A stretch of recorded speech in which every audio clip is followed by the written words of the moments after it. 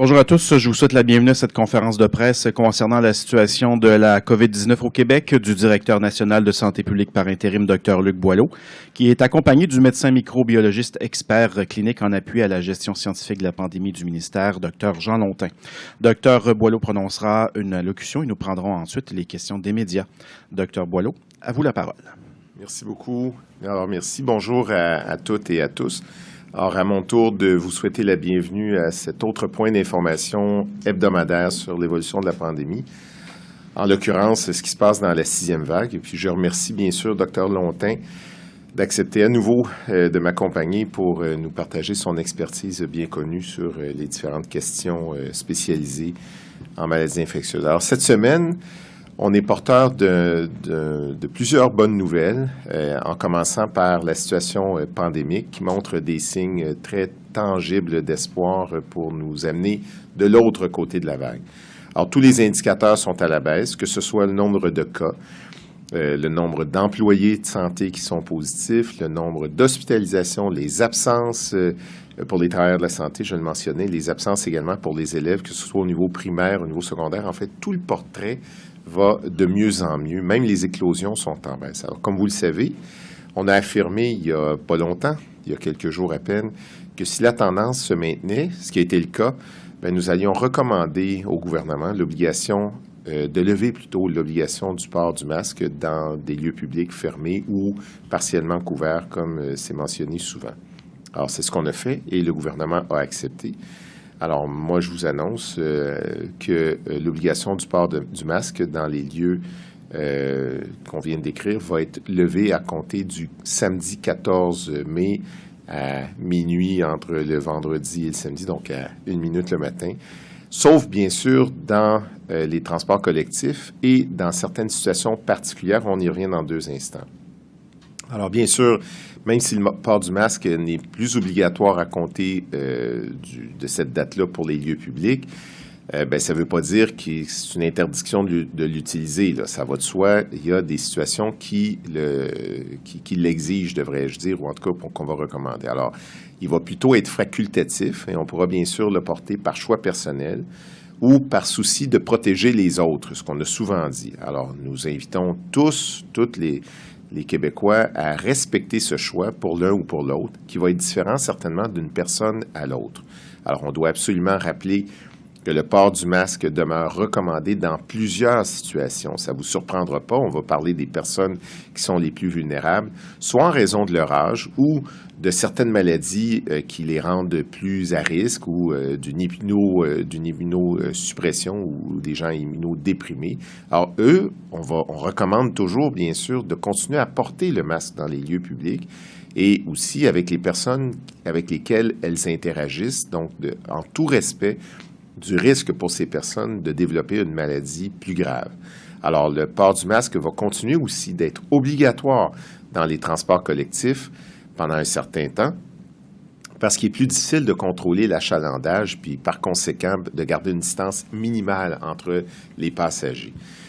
Le port du masque va continuer aussi à être exigé dans des lieux qui offrent des soins. Alors, il n'y a pas de surprise, là, dans les hôpitaux, dans les CHSLD, dans les cliniques médicales, c'est important de maintenir le port du masque en raison justement de la cohabitation de personnes qui sont vulnérables et des personnes qui peuvent potentiellement être atteintes de la COVID. Alors qu'il est très important de protéger l'un et l'autre, mais surtout les personnes les plus vulnérables, cela va de soi. Alors, le masque va continuer aussi à être recommandé dans plusieurs milieux d'hébergement, que ce soit les ressources intermédiaires, les ressources de type familial qui abritent des personnes plus vulnérables, des personnes âgées, dans les résidences pour personnes âgées aussi, ça va être suggéré. Et bien sûr, s'il y a des événements qui se passent, des éclosions, bien les gens sont invités à continuer à porter le masque. Alors, tout ça, c'est parce que le virus ne nous quitte pas le 14, il va continuer à être là. Alors, on rappelle, puis ça demeure très important qu'en situation de symptômes, on reste à la maison et on s'isole et on se teste. Et la maison, ça peut être chez soi, bien sûr, chez soi dans une RPA, ou encore lorsqu'on est en déplacement, on se trouve un endroit où on est capable de protéger les autres de notre situation, surtout au début. Et si le test est négatif, bien, on porte tout de même le masque et on observe l'étiquette respiratoire et on applique ça en tout temps pour toute personne qui a des symptômes. On n'a pas besoin d'être sûr que c'est la COVID, puisque, comme vous l'avez entendu, on a une activité grippale qui est toujours présente au Québec et qui a même montré certains signes d'accentuation. Alors, quand on a des symptômes, on s'isole et on protège les autres. Alors, on porte bien sûr un masque en présence des gens qui sont plus vulnérables. On l'a toujours dit, mais on ne le dira jamais assez. Alors, la prudence est de mise, même si globalement, la situation de la COVID semble aller de mieux en mieux, comme on prend soin de le souligner aussi. Le virus, lui, il reste le même et il demeure potentiellement contagieux durant 10 jours lorsque nous faisons l'infection. Alors, on est en voie, bien sûr, de sortir de cette 6e vague. Ça, on le voit très bien, là, on est de l'autre côté et c'est manifeste, les gens le constatent eux-mêmes, mais on doit tout de même à nouveau rester prudent parce que la pandémie, elle n'est pas terminée. Alors, dans les prochaines semaines, l'infection va continuer à circuler dans la communauté, mais d'une façon moins intense de ce qu'on a vu au cours des dernières semaines, mais elle va continuer à se propager. Donc, ça n'arrête pas du jour au lendemain, ça continue. C'est une vague qui diminue, mais ça continue. Alors, cette vague va certainement continuer, mais baisser. Puis, ce qu'on sait, c'est que c'est des plus probables qu'il y ait une nouvelle vague à l'automne. Et cette vague pourrait nécessiter aussi, à nouveau, des efforts de vaccination.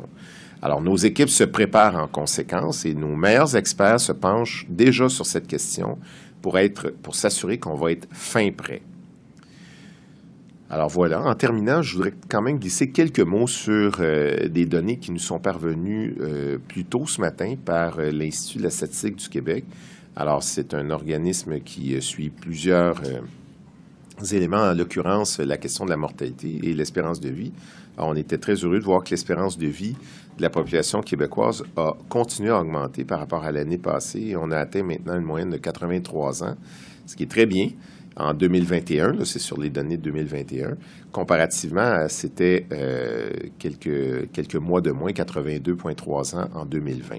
Alors, l'écart entre le Québec et les autres juridictions autour de nous s'accentue. Donc, c'est une bonne nouvelle, et ce, malgré tout ce qui s'est passé dans cette période lourde de pandémie. Alors, l'écart entre le Québec et les États-Unis, elle était environ d'à peine 2 ans, il y a quelques années, une vingtaine d'années, mais on est passé à 4 ans en 2019, et là, ça s'est creusé encore plus, et on est à 6 ans d'écart d'espérance de vie, en mieux au Québec par rapport à la moyenne américaine.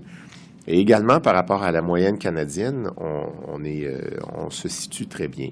Et d'ailleurs, l'analyse de la surmortalité, parce que c'est comme ça qu'on analyse la mortalité ou la surmortalité liée à la COVID. Excusez-moi. La surmortalité nette, elle s'établit pour les 2 dernières années, somme toute jusqu'au du mois de mars 2020 jusqu'au 12 mars 2022, à 4,5 % au Québec. Donc, c'est une charge qui explique à peu près 6 400 décès de plus qu'attendu, si on met ensemble toutes les causes. Bien sûr, il y a eu plus de cas de COVID. On est rendu à, malheureusement, 15 000 personnes qui sont décédées de la COVID au Québec, telles que recensées. Mais notre surmortalité est bien meilleure que celle des autres juridictions, qu'elles soient partout dans le monde, mais aussi du Canada ou bien sûr des États-Unis, qui sont nettement supérieures à ce qu'on a eu au Québec. Donc, c'est dans un esprit d'information de l'épidémiologie et de ses impacts de la COVID que nous vous soulignons cela. Alors voilà, on est prêt maintenant à répondre à vos questions. Merci beaucoup, Dr. Boileau. Donc, on passe à la période de questions en français, s'il vous plaît, en présentiel. Une seule question par média. Préférable de faire un deuxième tour par la suite, au besoin. Première question, Louis Lacroix. Bien sûr, mais ça va être 2 questions parce que c'est la coutume chez nous. Bonjour, Dr. Boileau, Monsieur Dr. Lontin. Vous dites qu'il y a de fortes chances qu'il y ait une nouvelle vague rendue à l'automne, qu'il y aura un effort vaccinal. Est-ce que c'est possible qu'on ramène des mesures comme le masque rendu à l'automne, ou si c'est totalement exclu? Si le masque, là, c'est chose du passé de façon obligatoire à compter de façon définitive à compter du 14 mai, pardon. M. Lacroix, il y a au moins 2-3 aspects à votre question. La première, c'est que, et Dr. Lontin va ajouter sûrement, là, mais La première, c'est qu'il n'y a personne au monde en ce moment qui est capable de prédire ce qui va arriver avec le coronavirus. Il nous a envoyé plusieurs surprises dans les 2 dernières années, avec des variants nouveaux, certains qui étaient plus virulents, d'autres qui ont été plus contagieux, ou même plus contagieux et plus virulents. Il n'y a personne qui peut savoir ce qui va se passer. Alors, on n'est pas à l'abri d'une surprise qui va tous, sur la planète, nous porter à ajuster une série de mesures. Mais si on regarde en toute objectivité ce qui se passe en ce moment et l'évolution des variants que nous suivons très attentivement, puisqu'il y en a d'autres qui se pointent, on n'est pas du tout dans l'intention de ramener des mesures s'il devait y avoir une croissance. Regardez ce que nous venons de faire pour la 6e vague. Là. On avait, c'est sûr qu'avant, il y a eu plusieurs mesures de prise, mais pour la 6e vague, on était sorti de la plupart des mesures, à l'exception du masque que nous avons attendu à un bon moment. Là, je pense que c'est le cas. Mais on n'a pas été obligé, en tout cas, on ne s'est pas obligé à ramener des mesures. Alors, gardons ça à l'esprit. Mais gardons aussi qu'il y a des lieux où ça va devenir essentiel de continuer à les protéger. Et ce sont, comme on le mentionnait, les hôpitaux, en l'occurrence les CHSLD ou les cliniques médicales. Dr. Lontin, veux-tu ajouter à cela? Oui. Bien, pour ce qui est de votre première question, la question, c'est pas est-ce qu'il y aura une 7e vague, c'est plutôt quand aura lieu la 7e vague. Je pense qu'on doit se préparer pour ça. Si on regarde quand même, on n'a pas beaucoup de recul avec la COVID. Il faut quand même réaliser qu'il y a eu moins de 3 ans, ce virus-là n'existait pas. Mais si on regarde l'été passé, on a eu environ 3 mois de répit. L'été précédent, environ 4 mois de répit. Espérons qu'on soit encore dans les mêmes eaux. Mais chaque saison risque, on va apprendre au fur et à mesure, mais chaque saison va être adressée en fonction de 2 grands facteurs. Dr. Boileau l'a dit. C'est quoi le variant qu'on aura à ce moment-là? Les variants, comme on l'a dit, la COVID nous a lancé beaucoup de balles courbes depuis le début de la pandémie. On n'est pas à l'abri d'un variant au tournant qui peut arriver dans 1 mois, 2 mois et qui pourrait changer la façon dont on est protégé. Donc, quel variant aurons-nous dans quelques mois? C'est très dur à prédire actuellement. Le deuxième point, c'est quelle sera l'efficacité vaccinale à ce moment-là et l'efficacité et aussi l'immunité naturelle. Parce qu'on le voit quand même qu'après 4-5 mois, l'immunité d'une infection antérieure ou l'immunité due au vaccin a une diminution. Quelle sera l'ampleur de cette diminution-là en fonction du variant qu'on aura à ce moment-là? Donc, avec ces 2 facteurs-là, il y aura vraiment une campagne de vaccination qui sera fort probablement nécessaire dans le courant de l'automne prochain, mais encore une fois, à quelle population elle sera adressée? Il faut garder en tête que les campagnes de vaccination au Québec ne sont pas là pour prévenir l'infection, sont là pour prévenir les complications, prévenir les maladies sévères, les décès, les hospitalisations. Si un nouveau vaccin permettait de vraiment prévenir encore plus les infections, on va être content. Mais pour l'instant, on est vraiment là avec une vaccination pour protéger les personnes vulnérables. Donc, une fois qu'on a dit tout ça, à l'automne prochain et la saison prochaine, est-ce qu'on aura une vague ou est-ce qu'on aura même 2 vagues? On l'a vu les 2 autres hivers, une vague automnale, une vague hivernale. Donc, c'est tous des éléments qu'on doit garder en tête, mais pour lesquels on doit se préparer. Et pour l'instant, je pense que c'est vraiment très, très prudent et plausible d'envisager un scénario de vaccination à l'automne. Et pour ce qui est des transports en commun, Dr. Boileau, vous avez dit que ça va être maintenu jusqu'à nouvel ordre dans les transports en commun. Est-ce qu'il y a une date précise que vous avancez? Oui, on n'a pas... en fait, je dis oui, mais en voulant dire oui, je vais répondre, mais il n'y a pas une date précise. On va vous revenir avec ça dans quelques journées, peut-être quelques semaines à peine, mais on a pour objectif de faire en sorte que nous puissions relever cette obligation-là au cours du printemps. Merci. Prochaine question? Oui, bonjour, Véronique Prince à Radio-Canada. Je voudrais revenir sur la vaccination parce que là, on entre véritablement dans une nouvelle étape, finalement, de la pandémie, là, maintenant que toutes les mesures vont être levées et tout ça. Et justement, cet automne ou à partir des prochaines années, est-ce que déjà, dans la façon de vous préparer, vous savez un peu à quoi vous attendre?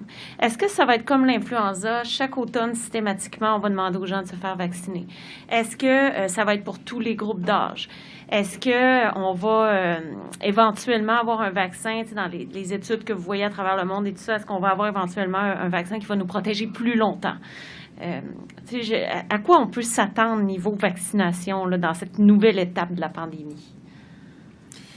Alors, ce sont des questions qui sont très pertinentes et puis que nous nous posons beaucoup avec plusieurs experts. On a d'ailleurs eu, même dans les dernières heures, des rencontres sur cela. Le paysage n'est pas parfaitement clair, mais nous savons que nous avons demandé beaucoup plus de prédictibilité à l'ensemble de l'équipe d'expertise qui se charge de cela, notamment le Comité d'immunisation du Québec. Et à votre question, je vous dirais que le souhait le plus grand, c'est d'abord de tenir compte du nouvel arsenal vaccinal, puisqu'il y a d'autres produits qui sont en route actuellement. Il y a des études qui sont faites sur de nouveaux types de vaccins qui utilisent des technologies aussi modernes que celles qui ont eu, mais qui se précisent plus sur des variants comme ceux de l'Omicron ou la déclinaison de ça, d'une part. D'autre part, d'essayer de bien placer ça au bon moment pour que ça soit avant une vague, pas pendant une vague et encore moins après. Et là, c'est cette question de prédictibilité, comme Dr Lontin le dit, de suivre ça, les variants, d'une façon très sensible pour ne pas se faire surprendre. Alors, pour être solidement prêt, puis c'est ce qu'on annonçait et c'est ce qu'on nous demande aussi de faire. Et bien sûr, il faut anticiper que... et là, Dr Lontin maîtrise ce domaine comme un des grands experts mondiaux, là, mais il faut anticiper qu'on va être encore pris avec des variants qui vont arriver et qu'il va falloir sans doute faire tenir compte de cette immunité dont Dr Lontin parlait, qui baisse, que ce soit une immunité naturelle ou induite par les vaccins après un certain temps, et qu'il faut faire des rappels. C'est différent de l'influenza. L'influenza, c'est un virus qui change peut-être un peu plus, puis des fois, le vaccin n'est pas aussi efficace. Mais on a un avantage énorme en ce moment, c'est que les vaccins sont franchement, en tout cas, très efficaces pour prévenir, comme c'était dit, non pas juste l'infection ou peu l'infection, mais c'est surtout l'expression grave d'une infection. Alors, on est en train de se préparer beaucoup. Sans doute que Dr Lontin voudrait encore là préciser... Bien, en fait, c'est dans la même veine, c'est un peu le jeu du chat et de la souris, là. Le virus évolue, mute, et à chaque fois essaie, lui, c'est un virus qui veut vivre, et de muter pour échapper un peu à nos défenses, que ce soit au vaccin ou à l'immunité naturelle. En même temps, on a des stratégies, on a la vaccination. Donc, c'est vraiment cette dynamique-là qu'on va devoir suivre de très près afin de décider exactement quel est le bon moment et surtout les bonnes personnes qui devront être vaccinées à nouveau et pour vraiment prévenir encore une fois les complications. Est-ce qu'on peut s'imaginer que toute la population va être appelée à aller chercher sa 4e dose? On peut le supposer, là. Non? Ben, c'est une bonne question. Voilà. Regardez.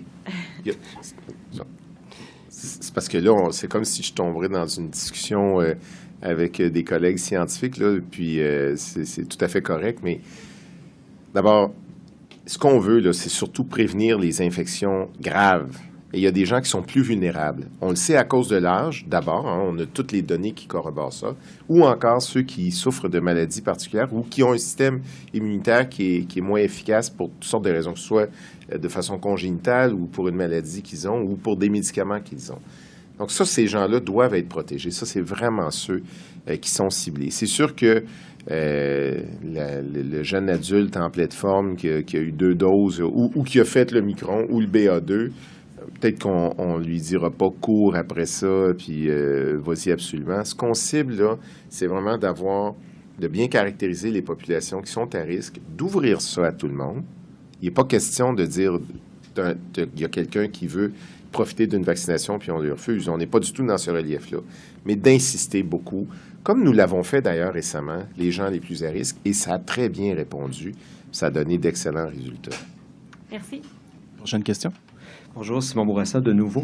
Peut-être pour continuer sur le vaccin, quelqu'un en bonne santé là, qui a reçu sa 3e dose en bonne et due forme au mois de décembre, Dr Lontin peut-être, qui n'a pas contracté la COVID depuis ce temps-là, à l'été qui s'en vient, est-il encore suffisamment immunisé? Est-ce que ça tient toujours? Là, vous parlez d'une personne qui aurait eu ses 2 doses ou sa 3e dose? Qui a eu sa 3e dose, par exemple, en décembre, là, parce que ça dure un certain temps, on disait, là, oui. l'immunité. L'efficacité contre les maladies sévères après 3 doses est excellente pour les personnes qui ne sont pas à risque de complications, donc qui ne sont pas immunosupprimées ou qui ne sont pas dans les groupes plus âgés. Donc, chaque situation est différente, mais pour l'instant, après la vague, à ce moment-ci, c'est probablement pas nécessaire pour cette personne-là pour prévenir des complications d'aller chercher une dose supplémentaire. Parfait. Puis il y a été question aussi la semaine dernière chez mes collègues de la presse là, des fameux résistants à la COVID-19, les gens sur qui le virus ne colle pas. Vous, qu'est-ce que vous avez comme information là-dessus? Est-ce que vous vous penchez sur cette question-là? C'est un champ qui s'écrit au fur et à mesure. On ne connaît pas encore les raisons pour lesquelles certaines personnes semblent effectivement être résistantes, un peu comme du téflon. Le virus semble ne pas coller sur ces personnes-là. Mais c'est encore un champ qui est vraiment en recherche active. On ne connaît pas encore les raisons derrière ça. Mais vous comprendrez que si la journée qu'on est capable de décrypter la raison, bien évidemment, ça ouvre la porte à des solutions thérapeutiques, de prévention, etc. Donc, c'est un champ qui est en pleine ébullition, mais pour l'instant, il n'y a rien de plus concret que ça. Merci. Merci. Prochaine question en virtuel. Marie-Ève Cousineau, Le Devoir. Merci d'ouvrir votre micro.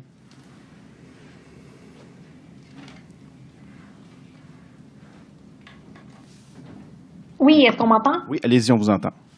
Oui, Dr. Boileau, qu'est-ce que ça va signifier pour les écoles, la fin du port du masque obligatoire? Est-ce que les enfants vont devoir continuer à porter le masque dans les corridors, quand ils ne sont pas assis, dans les autobus scolaires? Puis, qu'en est-il pour les enseignants? Ce que ça veut dire, c'est que à compter, donc pour les écoles là, qui sont généralement ouvertes du lundi au vendredi, ça veut dire que lorsqu'ils reviendront à l'école le 16, ils ne seront plus dans l'obligation de porter le masque, que ce soit dans les corridors, comme vous dites, à la cafétéria ou dans toutes leurs activités. Et ce sera la même chose aussi pour le personnel enseignant. Mais bien sûr, ici, on parle d'une obligation. Il y a des jeunes déjà encore qui ne sont plus obligés de le porter en classe et qui continuent à le porter. C'est tout à fait correct. Là. Il faut aussi respecter le tout chez les enfants, mais il n'y aura plus d'obligation pour le milieu scolaire et donc pas pour les professeurs non plus. Et pour le transport scolaire, vous avez posé la question, Madame, il serait pas logique non plus de rendre obligatoire pour les enfants le port du masque dans le transport scolaire. Ils sont dans l'école ensemble, puis il n'y aurait pas cette obligation. Je répète, les enfants, et il y en a qui ont besoin aussi de porter le masque, il y en a qui ont des maladies et qui traversent aussi des épisodes de soins où est-ce qu'ils sont plus à risque, plus déprimés. Donc, ces gens-là, il faut les respecter aussi, ces jeunes-là, et ils peuvent, bien sûr, continuer à porter le masque. Et ceux qui sont en interface avec eux pourraient porter le masque, bien sûr, ou respecter leur propre situation, que ce soit à l'école ou dans le transport scolaire, ça va de soi. Merci. Prochaine question. Pierre Saint-Arnaud, La Presse canadienne. Merci d'ouvrir votre micro. Oui, bonjour, Dr. Boileau. Je voudrais juste, c'est pas ça ma question, mais c'est parce que vous avez mentionné qu'on avait une baisse là, des absences dans le personnel de la santé. J'aimerais bien avoir le chiffre, mais ma question, elle est autre. À partir du moment où on arrive avec une absence complète de contraintes, c'est-à-dire, bientôt là, dans les transports en commun aussi, mais là, il n'y aura plus de port de masque du tout. Est-ce que vous avez des craintes que les gens deviennent extrêmement difficiles à ramener si jamais on a besoin de les ramener dans des contraintes sanitaires?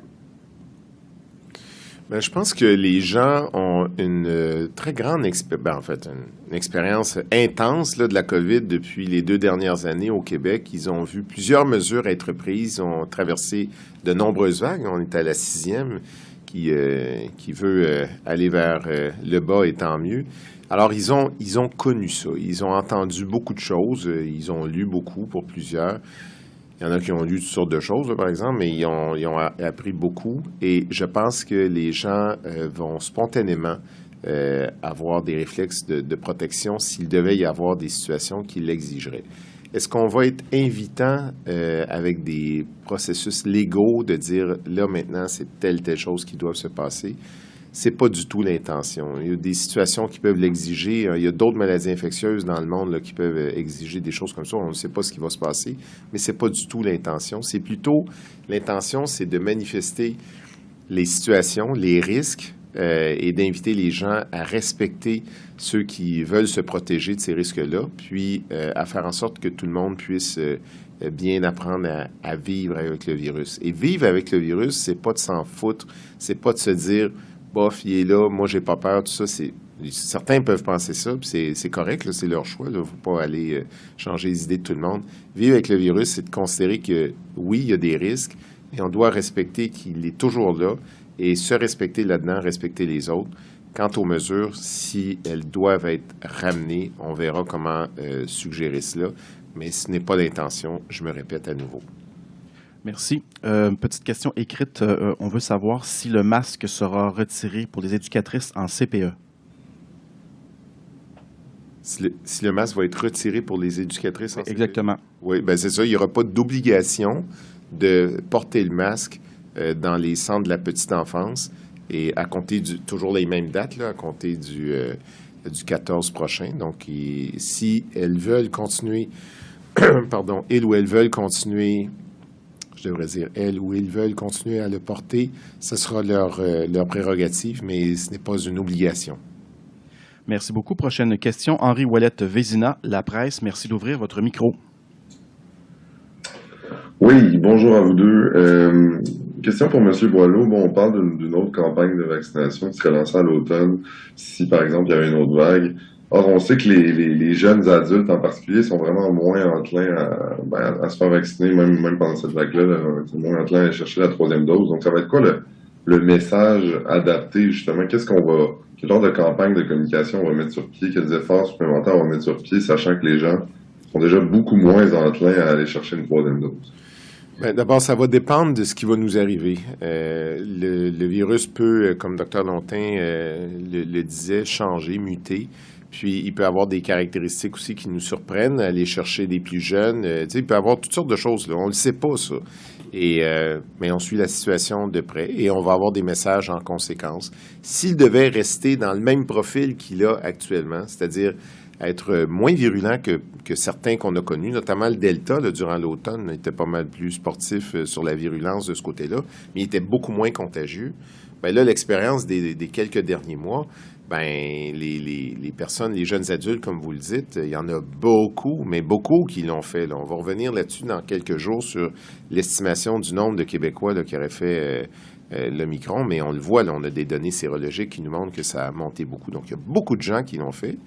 Puis, un jeune adulte, souvent, il le faisait, il était malade. Certains ont dû se présenter à l'urgence, d'autres ont été hospitalisés. Malheureusement, il y en a quelques-uns qui en sont décédés. C'est très triste, mais c'est une mesure de risque individuel. Nous, notre job, c'est de vraiment montrer c'est quoi le risque. Alors, si on doit les mobiliser pour être vaccinés, on verra si on est rendu là. Mais jusqu'à maintenant, le focus qu'on a, c'est beaucoup les personnes plus à risque. Les personnes, on l'a mentionné déjà, de plus de 60 ans, les personnes qui ont des maladies multiples, immunodéprimées, etc. C'est ça le focus. On ne va pas chercher à vacciner tout le monde. Puis quand les gens nous posaient la question encore récemment, même d'une façon générale, est-ce qu'on est satisfait avec plus de 50% des gens, des adultes qui sont vaccinés, comme si le chiffre n'était pas très bon? On est bien meilleur que plusieurs autres juridictions, mais surtout là où on est vraiment bon, et on doit remercier tous ceux qui se sont chargés de la vaccination, c'est pour les groupes qui sont à risque. Ça, là-dessus, on a été vraiment bon. Et tant mieux. Merci. Prochaine question. Andy Saint-André de TVA. Oui, bonjour, vous m'entendez bien? Oui, on vous entend. Génial. Ma question est pour Dr Boileau. C'est une grosse annonce que vous faites aujourd'hui, après 22 mois, retrait du port du masque. J'imagine donc que vous estimez que toutes les conditions sont réunies. Mais j'imagine aussi qu'on doit s'attendre à une augmentation du nombre de cas une fois dans les semaines qui vont suivre le retrait du port du masque. Vous n'avez pas de boule de cristal non plus, mais à quel point doit-on s'attendre à une augmentation et quel sera l'impact de ce retrait-là que j'imagine le réseau hospitalier sera capable d'assumer? Sincèrement, on arrive à un moment où on juge que les conditions sont réunies, comme vous le dites, pour ne plus le rendre obligatoire. Évidemment, on ajoute là, cette question de respecter les gens qui vont vouloir continuer à le porter, puis c'est tout à fait correct, puis je pense que ça va bien se passer aussi. Maintenant, prévoyons-nous qu'au moment rendu, pas en fin de semaine, mais la fin de semaine prochaine, le retrait du port du masque va générer une autre poussée d'hospitalisation? Non. Nos calculs et nos projections en ce sens montrent que ça va arriver à un bon moment où la pente devrait continuer à baisser et ne pas générer une poussée supplémentaire de cas et d'hospitalisation. Et c'est comme ça qu'on a calculé nos affaires, ce qui fait en sorte qu'il va peut-être avoir un petit ralentissement de la baisse, mais il ne devrait pas y avoir une poussée à la hausse. Nous ne le prévoyons pas, nous ne le souhaitons pas, nous ne sommes pas à l'abri de ça, mais nos calculs nous prédisent que ça ne devrait pas être le cas. D'autant si les gens qui ont des situations qui exigent pour eux de faire le choix de porter le masque, si elles se permettent de le faire, bien, tant mieux. Puis si les autres respectent ça, bien, encore plus, tant mieux. Voilà. Merci. Prochaine question, Pierre-Paul Biron, Journal de Québec. Merci d'ouvrir votre micro, M. Biron. Oui, bonjour, vous m'entendez? Oui, allez-y. Ça va. Docteur Boileau, est-ce que vous craignez que les gens, comme c'est la fin de la dernière grande mesure populationnelle, que les gens finissent par oublier ou se désintéresser ou ne plus nécessairement prendre au sérieux les risques de la COVID? Parce que Dr Longtin le disait, c'est pas la question de savoir s'il y aura une 7e vague et d'autres subséquentes, c'est bien de savoir quand. Est-ce que vous craignez qu'on prête peut-être flanc un peu plus à ne plus nécessairement prendre au sérieux ou diminuer l'intérêt? C'est certainement une question qui est importante. On se la pose souvent, mais on arrive dans une période où, d'abord, le beau temps commence à revenir, puis cette vague qui diminue nous ramène dans cette période estivale qui est assez confortable généralement pour nous tous au Québec. En tout cas, pendant les 2 dernières années, là, on a eu des périodes d'accalmie durant l'été. Alors, on ne cherche pas à venir taper sur le clou d'une façon exagérée sur les risques de COVID. On le dit beaucoup, puis les gens sont capables d'assumer ça. Dr Longtin nous l'a rappelé il y a quelques instants. Cette question d'une nouvelle vague, elle est prévisible. On le sait, c'est très probable. Juste avant, on en parlait. Ce serait surprenant qu'il n'y en ait pas. S'il n'y en a pas, tant mieux. Mais s'il y en a une, il faut s'y préparer. Puis, rendu là, on verra comment mobiliser les gens, mais je crois que les gens ont cette expérience de vague. Ils ne veulent pas en voir une autre arrivée. Ils ne veulent surtout pas en voir une autre qui va venir défaire tout ce qu'on a réussi à faire, puis de stabiliser le système de soins qui commence à très bien répondre, comme vous le voyez, à tout cela. Mais c'est exigeant, là, ces vagues-là, pas pour nous, là, pour tout le monde en général. Et il faut qu'on garde à l'esprit le fait qu'il va falloir se préparer à affronter une nouvelle vague. Quelle ampleur aura-t-elle? Quelles seront les caractéristiques? Dr Longtin suit ça de près avec toutes les équipes. Faut attendre. Mais ne nous décourageons pas à l'idée qu'il y aura une nouvelle vague. C'est pas un découragement qu'on veut générer. C'est juste une prévisibilité de se dire qu'il y aura quelque chose de nouveau. Il faut être capable d'offrir les services de vaccination. Il faut être capable d'offrir les services de dépistage. Il faut être capable d'ajuster nos systèmes de soins pour répondre à ça. C'est ça qui est important, la prévisibilité de dire, si on a quelque chose d'autre qui s'en vient, puis on le sait que c'est probable, il faut être capable de réagir à ça avec qualité, avec accès, avec aussi une bonne collaboration de tout le monde, et puis d'être capable de mobiliser les capacités pour répondre à ça, que ce soit pour de la vaccination, du dépistage ou tout ce qui vient avec. Ça, c'est très important. Merci. Prochaine question, Olivier Bachand, Radio-Canada. Merci d'ouvrir votre micro. Oui, bonjour, Dr Boileau. On voit qu'il y a une surmortalité de 4,5% au Québec depuis le début de la pandémie. Ce serait plus faible notamment qu'aux États-Unis, mais aussi que dans les autres provinces canadiennes. Comment vous expliquez cette donnée-là?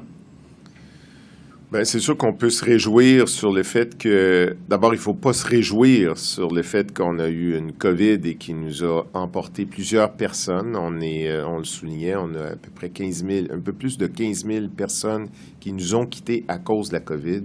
Et tout le monde en a connu. Alors, il faut se dire que c'est pas une bonne nouvelle d'avoir une mortalité liée à une maladie.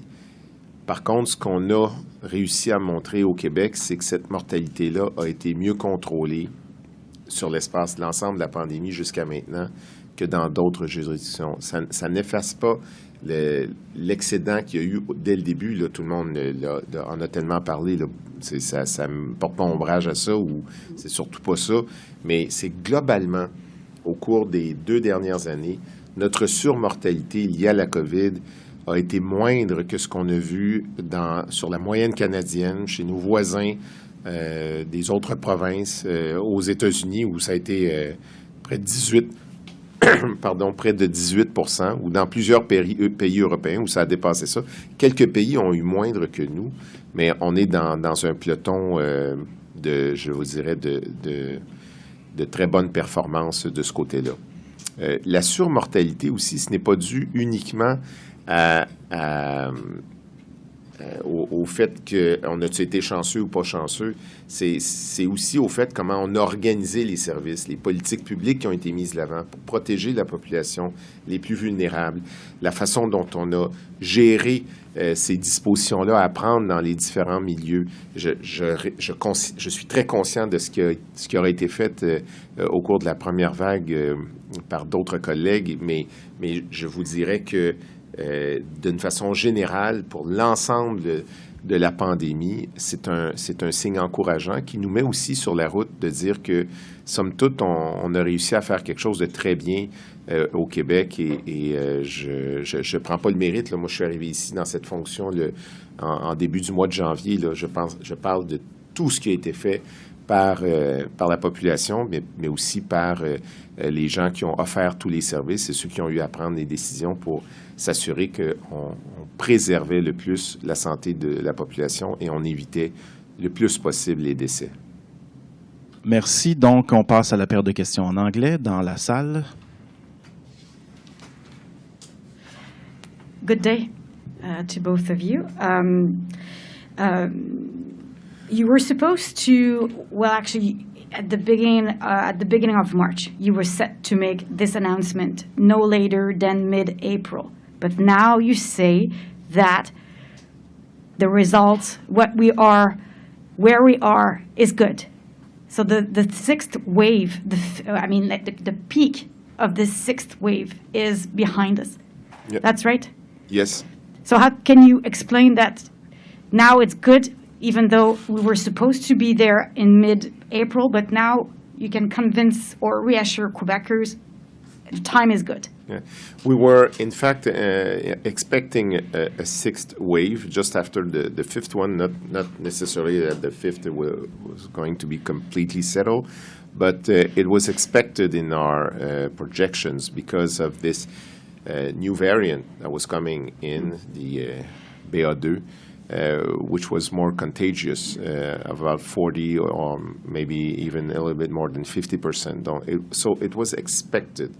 But we thought that the arrival of this variant would have been quicker than when it happened, and that the height of this wave would have been probably a little bit less. But I'll just rephrase my question. Yeah. When you look on your board, yeah, your criteria to say, okay, we go, which are they? Yeah. So we know exactly what are your criteria. Okay. I will leave my colleague, Dr. Leontin, to explain the curve and where we are right now on it.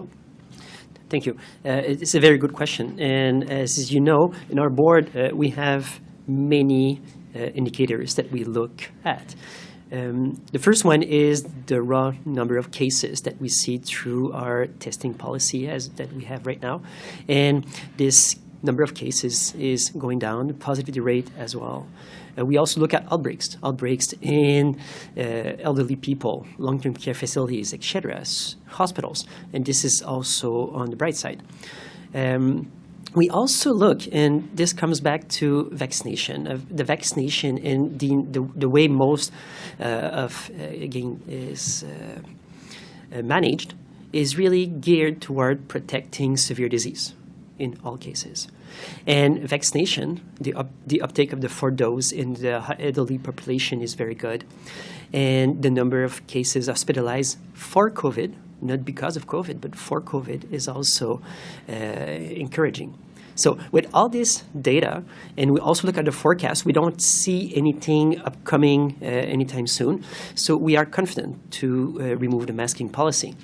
We have to take into account that we are still one of the only jurisdictions in North America that still have an indoor masking policy. And I think that helped us go through this last wave, the BA2 wave. But now, with our indicators in the dashboard, we are confident to lift the policy. I'll just add a clarification on this one. PEI is lifting its mask mandate in public spaces this Friday. So you'll be the last one in the queue in Canada. How do you feel about this? Maybe Dr. Boileau can... Maybe you're asking me if we're the best one? Is that it? No? I'm asking you how you feel because you're the last to have a mask mandate in Canada after PEI is lifting its mask mandate this coming Friday. I don't think we're the last one. I think we're the first one to leave it until May 14. I'm teasing you. Don't worry. I do understand the question very well. It's mostly because of our own situation. So as you not notice, of course, in PI it's different a little bit. It's different in Ontario and other provinces. We had discussions between public health officers throughout Canada, and a lot of them were really concerned of this of their own situation inside their own province. And I think that a lot of them would have certainly agreed to upgrade the availability of wearing masks, or the obligation, in fact, of wearing the mask. And they strongly suggested it to be applied for the population, and especially for the one at risk. So we're in a move that it's not a big difference from what it is right now here than in other provinces. And the other thing is that the number of beds that are in place for hospitalization is for COVID or anything are a little bit lower in Quebec than in the rest of the other provinces, and we're trying with the government to reshape those capacities for hospitalization, and it's moving on. So we have to take care of the fragility, if I may say, of the healthcare system. So this is why I think we're quite confident that this is a good timing, a good date. I have 2 more questions, if you may. Merci. On regarding the measures in Quebec, for example, the curfew, we were strict about it. Is this a factor that made the mortality rate be a good one, you think? Because Certainly. we had this strict measure for example, vulnerable people, like a curfew may have made a difference? I would say that it's different. It's difficult to look at a measure very specifically. I would say that obviously there's kind of a link of causality between all the policies, public health policies that has been taken during the last 2 years, and the explanation of the surmortality rate. Yeah. And it's compares. Are you okay? The pieces of furniture are fine. The mortality, the increase of mortality. Yeah, I think that this increase of mortality that has been lower so far in Quebec compared to other jurisdictions globally for the last 2 years is certainly explainable by those public health policies. And this is in consideration of the first wave that was very tough for our population, especially for the one that were inside the And my last question, if you may, it's about the vaccination and you know there will be a 7th wave. You just don't know when. So, Mr. Longtemps, you have no idea which variants you'll face. Herd immunity, I think we can forget about it. And reinfection cases are more numerous than we thought. So you don't have a guide there. So I was kind of surprised to hear you saying, well, a fourth dose is not necessary for everybody yet. Okay. Many questions. Thank you. Well, regarding the next wave, it would be very surprising that this wave was the last one. So far, we had periods of maybe 3 to 4 months, past 2 summers, where we have very low viral transmission. So, and we know this virus most likely will have a seasonal pattern. So all the ingredients are there to predict another wave in fall, maybe another one also in winter. But as you say, we don't know exactly how this is going to shape out. Which variant will be there? Right now, we have few variants that we follow up very closely around the globe. You heard about BA4, BA5, for instance, South Africa. Will this be the variant for next fall? We don't know. We don't know exactly how this is going to spread out. Every situation is different, including the vaccination state in other countries. So that being said, we don't know exactly what will be the protection with the vaccine, because right now, most the older people got the 4th dose. So how long will last this protection, especially against severe disease? Maybe that dose will be very good to protect against severe disease in fall, and maybe an extra dose will not be needed. We don't know yet. We have to follow up on those people with the data. But most likely, if we look at everything that we learned so far from COVID, it's not impossible that we will need that extra dose. And the question will be, for whom and when? Will it be in September? Will it be October? We don't know. So I think that our role here is really to try to it's called preparedness.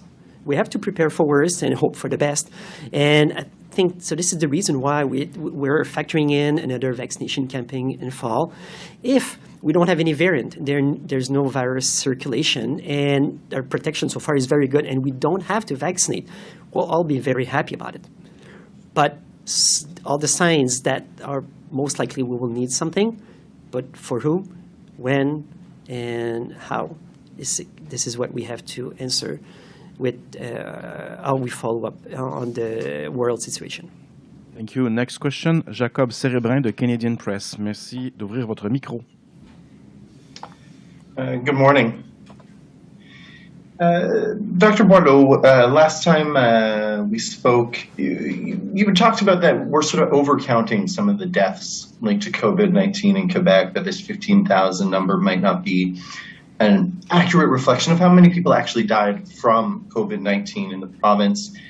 Is this 6,400 number, this over-mortality or excess mortality number, is that a more accurate sign of how many people died from COVID-19 in Quebec? Or are there people who might have died otherwise who were protected because, say, when bars were closed and there was a curfew, they didn't get in a car accident from drunk driving, or people who might have died from the flu were protected by measures that protected from COVID-19? Can you sort of walk me through that? Well, your question is really relevant, and the way you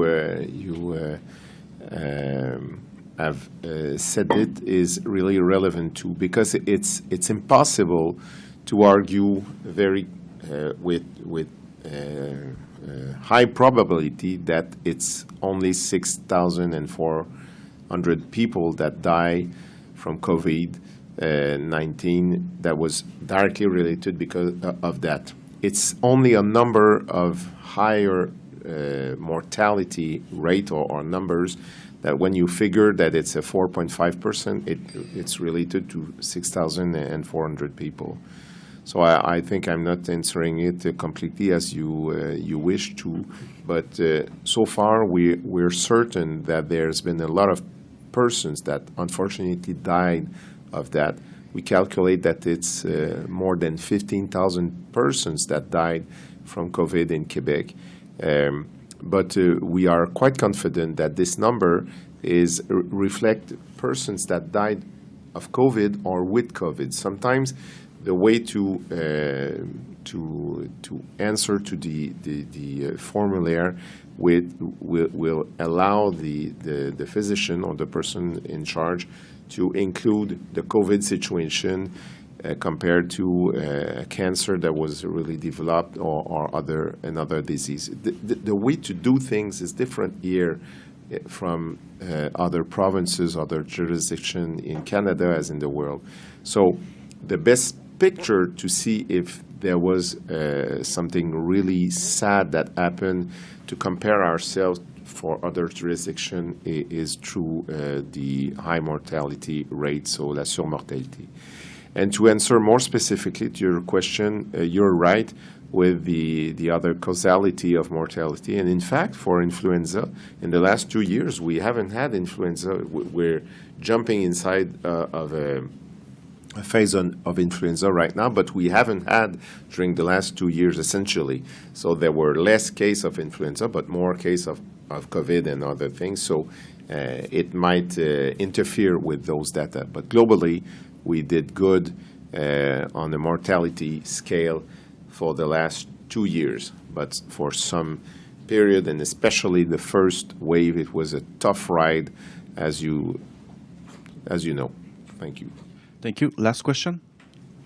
Hi, Gloria Enriquez with Global News. My first question is for Dr. Lantin. You said that masks helped us get through the 6th wave. What will help us get through the 7th wave that you said is imminent? Okay. It is, well, very good question. But we have to go back to the basic measures. If you have symptoms, you stay home. If you have symptoms, you wear a mask. You don't see vulnerable people. And I think this will have to become a normal social standard. If you are symptomatic of any virus, that you will isolate yourself. And you're right. I mean, it's not having a mask mandate. It's more about having a social responsibility towards those that are vulnerable to isolate yourself. So this most likely will be the case in next fall. We also have treatment.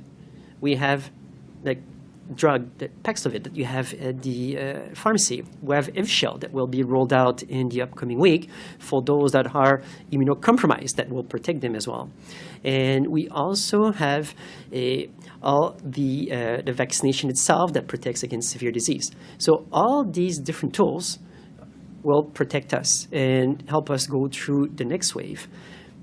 That being said, we don't know, again, what's going to be the variant there. We don't know what's going to be the vaccine effectiveness against that variant for severe disease. So there's all this question of uncertainties that we'll have to follow up on. But with all the new tools that we have in place that we didn't have a year and a half ago, we are more confident regarding the next waves. In terms of more cases probably coming up because we're lifting the mask mandate, how are we preparing to care for potentially more people who will have long COVID? Well, long COVID is a very good question. Long COVID is studied very thoroughly as we speak. And every case of long COVID is a case that is very troublesome for the people suffering from long COVID. That being said, we know that vaccination also works to prevent against long COVID. But COVID itself and long COVID symptoms will have to be taken care of. And we have a network of clinic that is being set up through the province as we speak, and to be able to care for those people and also to do a research to see how we can improve their symptoms. And there will be various modalities, I'm certain, but this is really an ongoing project regarding long COVID. And it's in place. It's going to be bona fide through the next few months. So, but you're right. Every cases is, even though it's long COVID or hospitalization or mortality, is something that is unnecessary. That brings us back again to basic measures. If we can prevent transmission just by protecting yourself when you have symptoms, that can help. So just a little precision on the first question in your first answer. If we're lifting all of the mask, the mask mandate, and essentially all of the measures, are we sending a message to people that the pandemic is over? And how do you deal with that? I hope we're not sending a message that the pandemic is over because, as Dr. Boileau said, the pandemic is not over. We're right now living with the virus. We're trying to find a balance between living and having our social activities. And this is very important for our mental health, for isolation, elderly people. So COVID has had a lot of side effects. So we have to find that balance between healthcare system not trying to submerge cases in hospitals and be able to care for those people, yet at the same time trying to have some normal way of living. So this is the very delicate balance that we are struggling with. But again, with the tools, vaccination being the number one, I think it's something we can achieve. J'ai une dernière question qui s'ajoute dans la salle. Just to be clear, in the event of a new wave or new waves, public health will not recommend the return of mandatory masks? Jean ou moi? Yours. We are not expecting to reintroduce any obligations for the wearing of the mask or any other measures, but we do not know what's going to happen. What will be the variant? And Dr. Lontain just said it. I mean, it depends on what's going to happen. So if it would be the same type than the BA2 that we're facing right now, or even another variant linked to BA2, the BA2 plus the 12.1, there are some right now. We do not expect to reintroduce any constraining measures.